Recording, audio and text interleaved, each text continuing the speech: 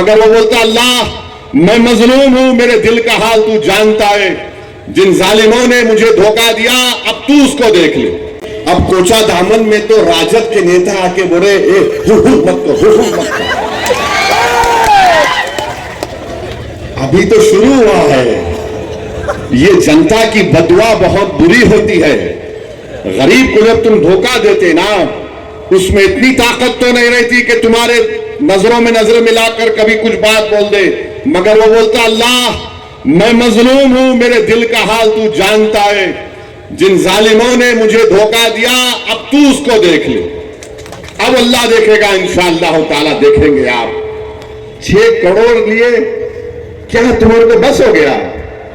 खबर में काम आएगा, औलाद को काम में आएगा। अरे ये जो गरीब लोग जो भूखे हैं, प्यासे हैं, तड़पते हैं, अस्पताल नहीं होने की बिना पर एक्सीडेंट होता तो दम तोड़ देते हैं, एम्बुलेंस भी नहीं मिलती रोड के ऊपर, जो अपनी नई दुल्हनों को छोड़कर भारत के कोने कोने में चले जाते हैं शादी के 10-12 दिन के बाद। तुमको इनकी जज्बात की भी कदर नहीं रही। मेरे भाई जैसा कि अख्तरुल ईमान साहब ने कहा कि मैं सीमांचल को इसलिए नहीं आया कि मैं इलेक्शन लड़ूं या किसी हैदराबाद के लोग को लाकर यहां पर चुनाव लड़ाऊं। मैं सीमांचल को आकर वोट देने की बात इसलिए तो नहीं कर रहा हूं कि खुदा ना खास्ता मैं अपने जमीन को जाकर बेच दूं। वैसे दुनिया में कोई ऐसा शख्स माइका लाल पैदा नहीं हुआ जो असदुद्दीन ओवैसी को खरीद सके। अल्हम्दुलिल्लाह मेरी लड़ाई सीमांचल में एक यहां पर आपकी लीडरशिप बने। कब तक हम पटना में बैठने वाले इन राजाओं को वोट देंगे जो तुम्हारे गम को नहीं समझते? मेरे अजीज दोस्तों, मेरे बुजुर्गों, मेरी इज्जतदार मां और बहनों और बिलखुसूस नौजवानों, ये लड़ाई तुम्हारी है, याद रखो। आने वाला कल तुम्हारा होगा नौजवानों। तुमको इसकी लड़ाई में आगे बढ़कर अपने आप को कामयाब करना है। बुजुर्गों, आप अपने आप को अगर नहीं देखना चाहते तो इन बच्चों की सूरत को देखकर मजलिस को दोबारा वोट आपको देना पड़ेगा। ये मुस्तकबिल इन बच्चों का है, ये मुस्तकबिल उन मासूम बच्चों का है जिनके पास स्कूल नहीं है। ये मुस्तकबिल और आपको वोट देना है इंसाफ के नाम पर। आप इंसाफ को कामयाब करेंगे, आप जालिम को कामयाब नहीं करेंगे। आप इंसाफ के नाम पे वोट देंगे ताकि मजलूम को इंसाफ मिले और जालिम को शिकस्त मिले। आप इंसाफ के नाम पर वोट देंगे ताकि इंसाफ कामयाब हो जाए और गद्दार हार जाए।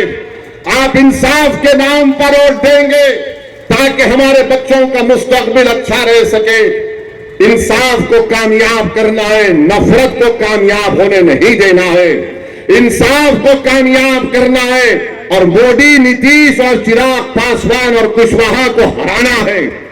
ये काम आपको करना है। इंसाफ को आप कामयाब करेंगे तो आपकी सीमांचल की सरजमीन पर आपकी एक सियासी क़यादत बनेगी इंशाअल्लाह ताला। लीडर आप बनेंगे, नेता आप बनेंगे और हम किसी यादव पार्टी के नेता के लीडर के सामने झुककर सर झुकाकर बात नहीं करेंगे। सुन लो तेजस्वी यादव, सुन लो चिराग पासवान, सुन लो नीतीश कुमार। बात होगी अगर समाज की बात होती है, समुदायों की बात होती है, हर जात ने, हर बिरादरी ने, हर समुदाय ने अपना नेता बना लिया।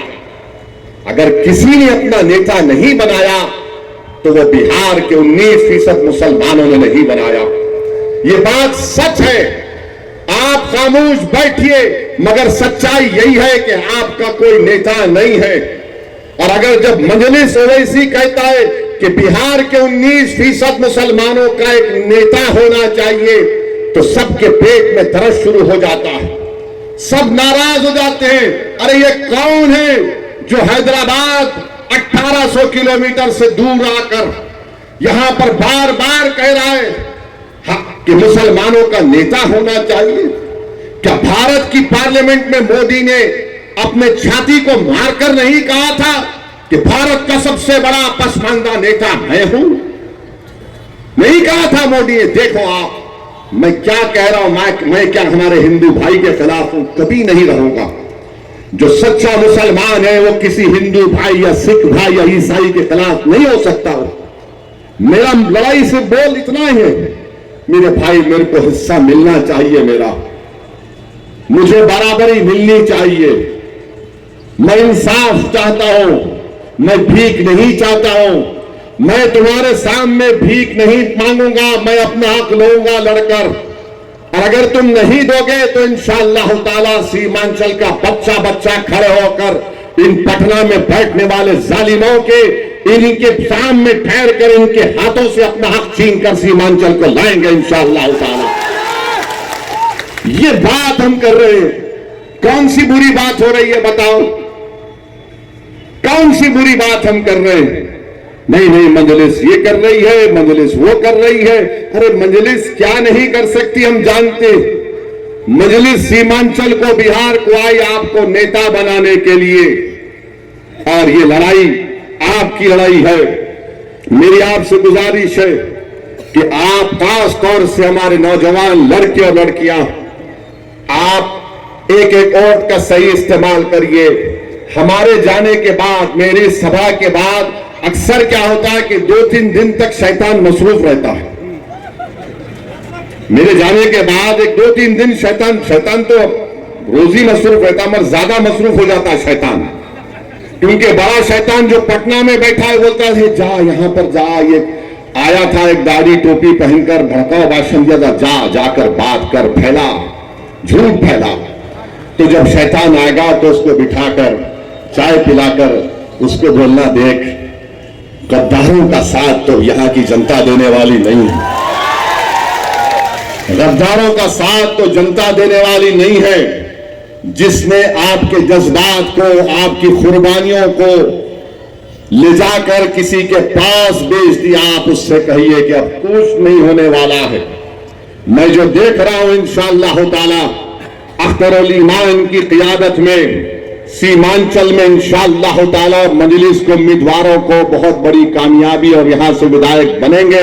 जो लोग समझ रहे थे कि 4 को तोड़ लिए तो ये लोग कमजोर पड़ जाएंगे, मैंने कहा 4 का जवाब 24 से दिया जाएगा इंशाअल्लाह ताला।